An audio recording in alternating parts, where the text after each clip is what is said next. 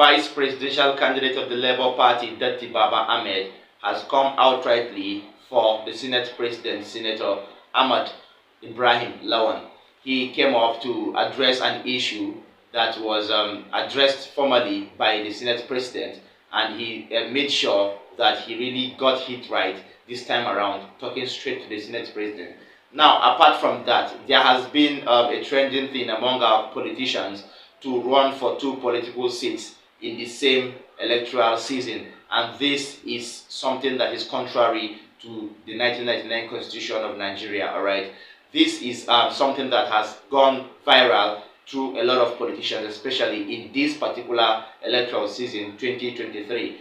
It has been uncovered by us at Nation's Voice Tower, and we feel it wise and we deem it fit to bring it to the general public as a form of analysis.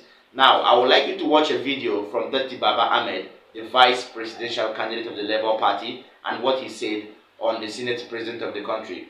After this video, we'll analyze more.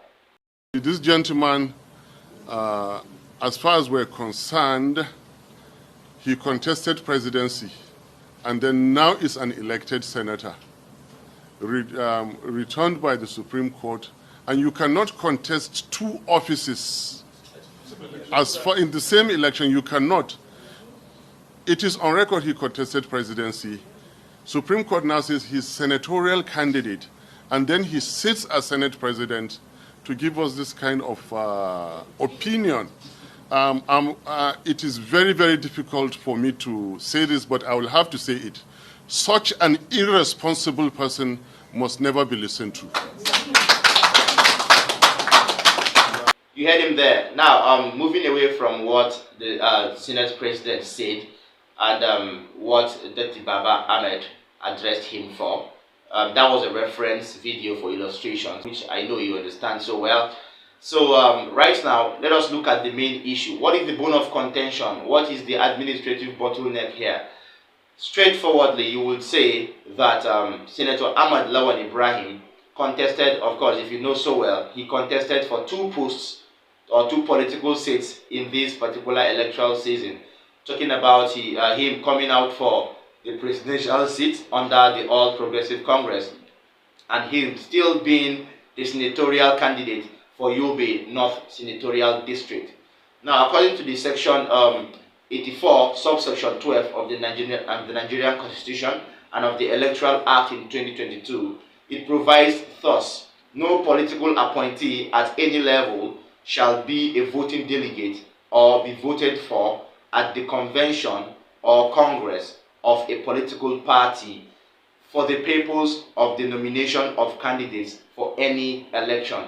This particular part of the Constitution and the Electoral Act is saying specifically that there is no candidate that is already a sitting appointee of any political post or holds any political post either by elections or by appointment.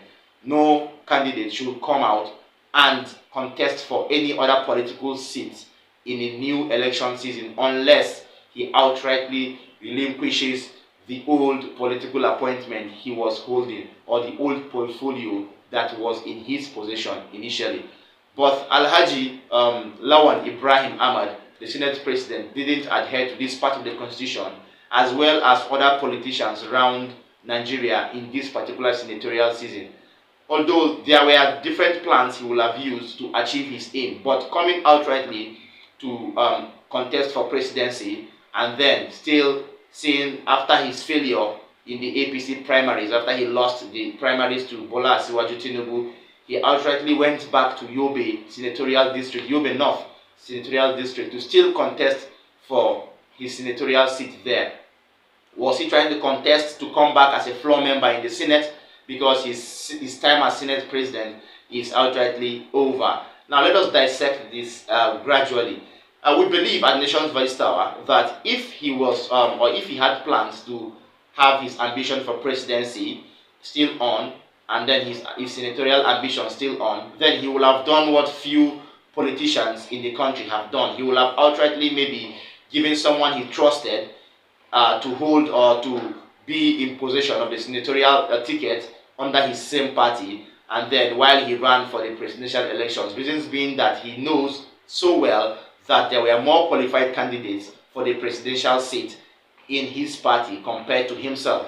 Now, if you watch closely, you will know that in Yobe North Senatorial District, one Senator Bashir Machina of Yobe North Senatorial District was the senator-elect for the All Progressive Congress in that particular senatorial district. And this same district belongs to Senator Ahmed Lawal, the Senate President.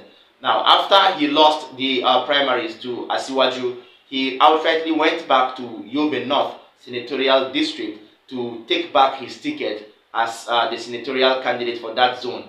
But Senator Bashir Machina, who was already the candidate for the APC in that senatorial district, outrightly refused to step down for Senator Lawal, reasons being that he couldn't eat his cake and have it.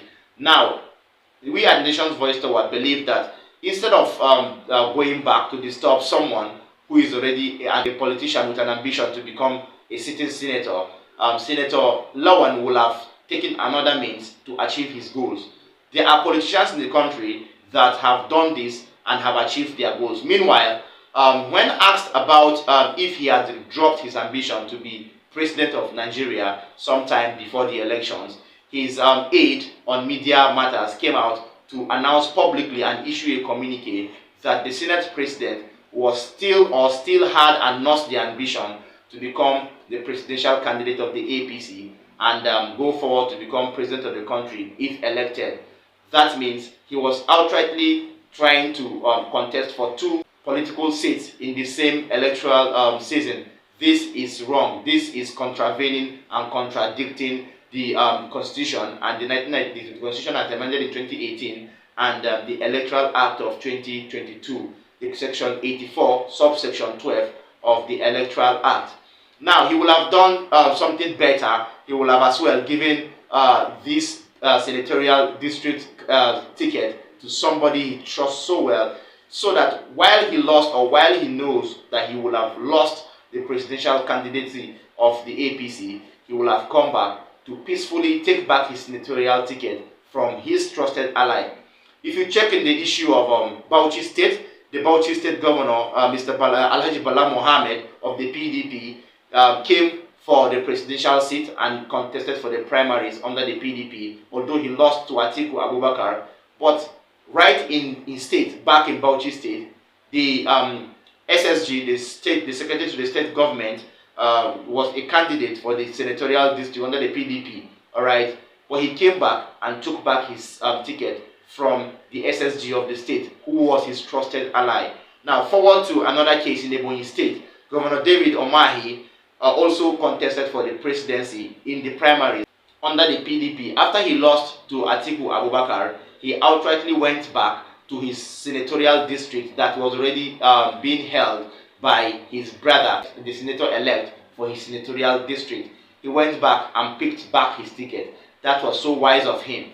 Somewhere too, around Imo State, sometime in 2014, Governor Rochas Okorocha did the same thing. Although Godswill Akpabio of Akwa Ibom State tried to replicate the same thing, but the resident electoral commissioner of Akwa Ibom State this time around didn't give room for such occurrences. So too, we thought, or we think, that Senator Ahmed Lawal will have outrightly done the same thing, giving the senatorial ticket of Yobe North to a trusted ally of his.